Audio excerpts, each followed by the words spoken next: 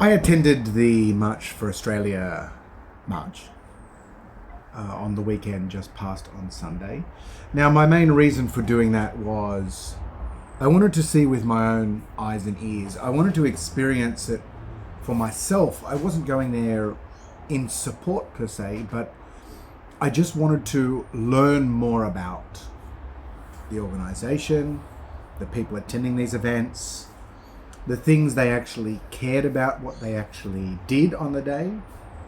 And it was an interesting day. I'm not going to comment on the organisation and the march. I've written some things about that. But I want to share with you an experience, a funny experience I had that I couldn't have predicted before I left that morning. And I would say there was no one else in that crowd of probably 5 to 10,000 people walking around the street. They didn't have the same experience as me, that's for sure. So anyway, I went down to the event to photograph, to meet people. And as the march started leaving Hyde Park, it went down Market Street and it turned around, don't know the name of the street, but around the QVB, the Queen Victoria building. And prior to that, I was walking in and out of the group. I was talking to people. It was actually a very fun experience, the march. It was very positive for the most part. There were a little bit of some negativity, but I don't want to talk about that now exactly. I was walking around and seeing people and just approaching them, just talking to them. And I turned around as we were approaching Town Hall around the back of Queen Victoria building, and I saw this girl in a long flowing blue dress and a sun hat covering her face. She kind of stood out amongst the crowd. She was carrying a sign. And so I moved a little bit closer and I read the sign, and it was Transgenders Against Mass Immigration. And I thought, wow, I wasn't expecting to see this at this kind of event. I would have expected it at other events, but not necessarily this one. So I had to talk to her. So I went up and I asked. She was clearly Asian, so either a new Australian or likely from a second generation Australian. So her parents were probably from somewhere else.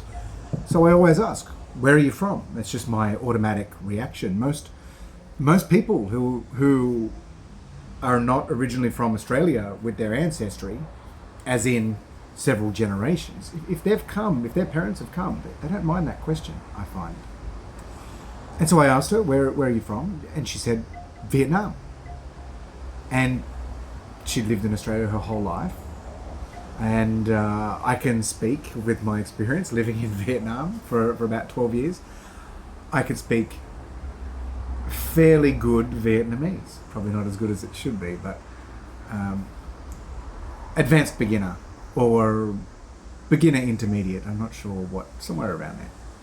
So I asked her, I said in Vietnamese, can you speak Vietnamese? She replied, yes.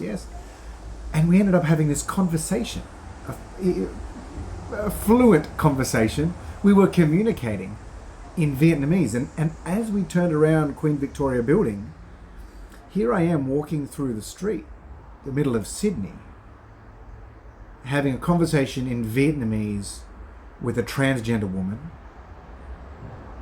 in the shadow of Town Hall and the large statue. There's a large statue there of Queen Victoria. And as we crossed George Street, now I didn't think of it at the time, but upon reflection, it's like, what a bizarre situation. What a strange scenario to be in. To be meeting a transgender woman at an anti-mass immigration march in the middle of Sydney, and me being a middle-aged white Australian dude, and we were talking Vietnamese to each other. But neither of us were native-born Vietnamese. We were both born in Australia. Her parents obviously were refugees from Vietnam. I had lived in Vietnam for the previous 12 years, and I just, on reflection, in hindsight of that experience, I just thought, isn't this odd? Isn't it so strange? But it also, in some kind of way, it also symbolizes, it really represents particularly what Sydney is in terms of its ethnic makeup and its migration history, particularly the bigger cities, but particularly Melbourne and Sydney. But it was just such an amazing, positive experience. And we went back to the park, and we spoke for a few minutes, and then I kind of wandered off and got distracted by something else happening, because there was a lot happening on around the streets. It was pretty it was a pretty fun moment. A little bit surreal to be walking around the streets like that. But anyway, we ended up back at the park, and later on I saw her, and we also spoke, and as we were leaving, you know, the event was finished and we said goodbye, and who knows, we might cross paths again. But it was one of those strange moments that you kind of connect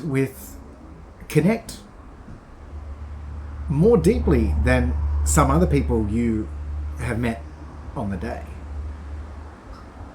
And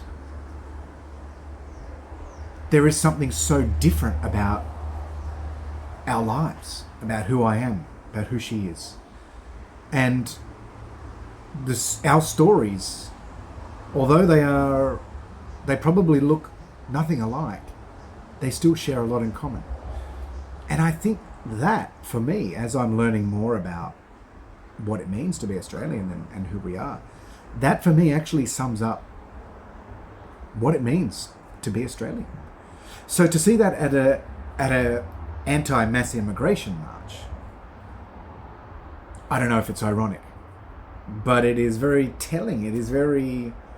It's a nice summary for me of what Australia is and who we are.